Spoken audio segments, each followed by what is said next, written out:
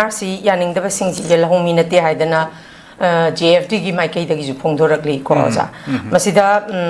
khogi tang tara taret ki numidang wairam nungdang dagi tang tara ka mapan pobasi general strike lak thok tana yam akan ba khongjang chi tongan ma mafam sing da ozami pung khuding na support taw bagi mami je koi u khrabani masigi NRC gi matang chi da adumak pu lenga ki mai kai dagi su adumak khogi 𝐍𝐄𝐿 ꯊꯝꯈꯤꯕ statement ꯗꯁꯨ NRC ꯁꯤ ꯂꯩꯉꯥꯛꯅꯁꯨ ꯑꯗꯨꯝ ꯁꯧꯒꯠꯂꯦ ꯍꯥꯏꯕ ꯋꯥꯐꯝꯗꯤ statement ꯗꯤ ꯊꯝꯕꯤꯈꯤ ꯑꯗꯨꯃꯛꯄꯨ ꯊꯝꯈ꯭ꯔꯒꯁꯨ ꯑꯩꯈꯣꯏꯒꯤ ꯑꯣꯖꯥ ꯖꯤꯇꯦꯟꯗ꯭ꯔ ꯁꯤ JFD ꯒꯤ convener ꯑꯣꯏꯅ ꯌꯥꯝ ꯀꯟꯅ ꯃꯍꯥꯛ initiative ꯑꯃ ꯂꯧꯗꯅ responsibility ꯂꯧꯔꯤ ꯃꯁꯤꯗ ꯂꯩꯉꯥꯛꯀꯤ ꯃꯥꯏꯀꯩꯗꯒꯤ ꯑꯃꯨꯛ ꯑꯣꯖꯥ ꯖꯤꯇꯦꯟꯗ꯭ꯔꯕꯨ FIR ꯄꯥꯜꯂꯒ ꯐꯥꯅꯕꯒꯤ ꯇꯧꯕꯁꯨ ꯑꯗꯨꯃꯛ ꯊꯦꯡꯅꯩꯀꯣ ꯑꯣꯖꯥ ꯑꯗꯨꯕꯨ ꯂꯥꯛꯆꯅꯤꯡꯉꯤꯕ ꯋꯥꯐꯝꯗꯤ ꯂꯩꯉꯥꯛꯀꯤ ꯃꯥꯏꯀꯩꯗꯒꯤ NRC ꯁꯤ ꯁꯄꯣꯔꯠ ꯇꯧꯏ ꯍꯥꯏꯔꯤꯕꯁꯤ ꯁꯄꯣꯔꯠ ꯇꯧꯕ ꯋꯥꯐꯝꯁꯤ ꯃꯤꯌꯥꯝꯅ ꯇꯧꯔꯀꯥꯟꯗ ꯀꯩ ꯍꯥꯏꯅꯤ ꯑꯩꯈꯣꯏꯁꯨ ꯑꯗꯨꯝ ꯅꯈꯣꯏꯒꯤ ꯅꯇꯨꯡ ꯏꯟꯖꯔꯤ ꯍꯥꯏꯕꯒꯤ ꯃꯃꯤꯅꯦꯕ ꯑꯣꯖꯥ ꯇꯥꯔꯤꯁꯦ ꯃꯌꯦꯛꯀꯤꯗꯤ whole responsibility ꯁꯤ ꯃꯁꯤ ꯑꯩꯈꯣꯏꯅ ꯇꯧꯔꯒ ꯂꯩꯉꯥꯛ प्रजाना अखोई सपोर्ट तौ हाइगदबनेबा थमलिबा वाफमसी कंट्राडिक्टरी इरै लेबा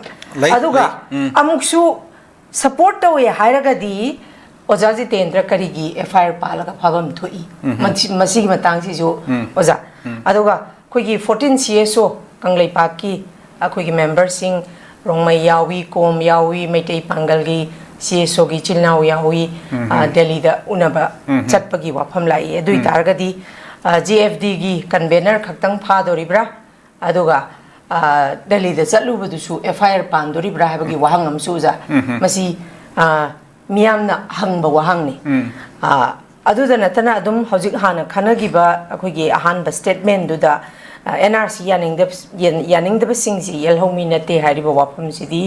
यामना कक्निंगमाई याउद्रबा मियामगी ओइबा वाफमने बोजा करी कमाइन थमिनिंगजा हियाई ngасagi ahan maki kenoda akhoi laingaksigii pagi khitang contradictory oiba magi stain ama amasung kari motamda comment natagi statement pibase aswai matang sida khitang panjarabda aduni akhoi mayamna su nainabda khobada adum loina haibiriba ngakta duni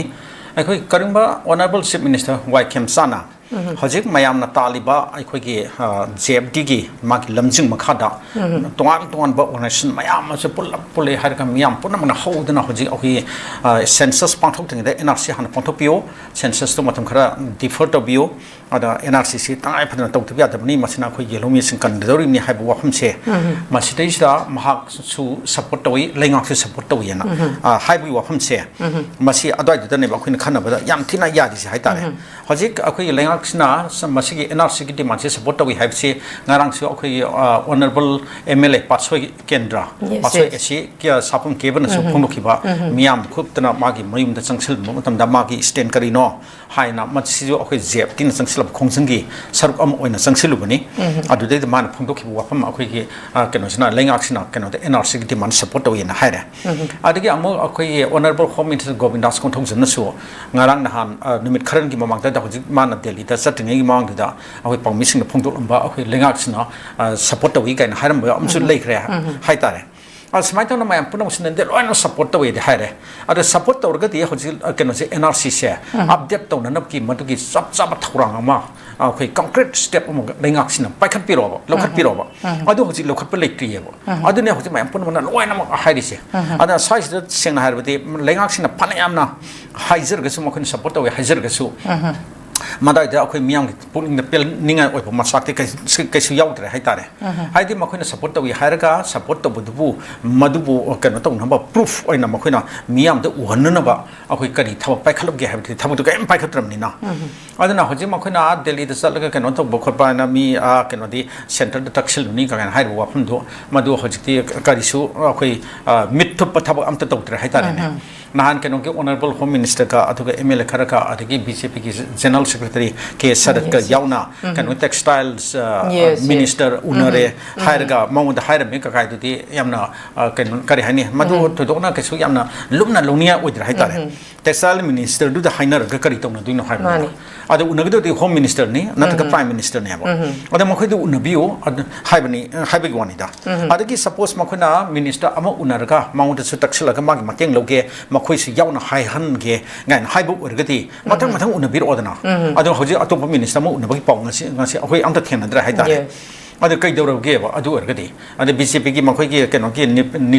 nitinabin ahoi ge president unabirabra ada general secretary organization secretary hai masimo mayam lere ad north east ki in charge mayam lere ad ki keno ki atop atop union minister mayam lere moi me adu mathang mathang unabiro makhoi da adum haibiro adu smai to manipur miyam na tangai phan tal si taliba demand se masimdi thabak on phang thot sa yaroi dori hai na haibiro ma de ma ki bcp ki ma ki political party ki oiba masagi oijaba akhoi electoral prospect ki matang da su puthok khana biro ba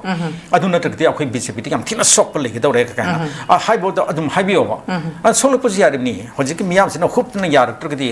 election da ma kamai to na ka ni to ni ad mamang da phangi ma gi sip masinga do hoji handak mathang da phang da phang da haib do haib ngam te na ana hoji mi pum khot da wari hek sarbo khudingi adom kai no ngak ta ni hai tare ne sigi pot se adum sigi keno se akhoi mindset se hoji si lei uba phangi hai tare aduna smai to na mana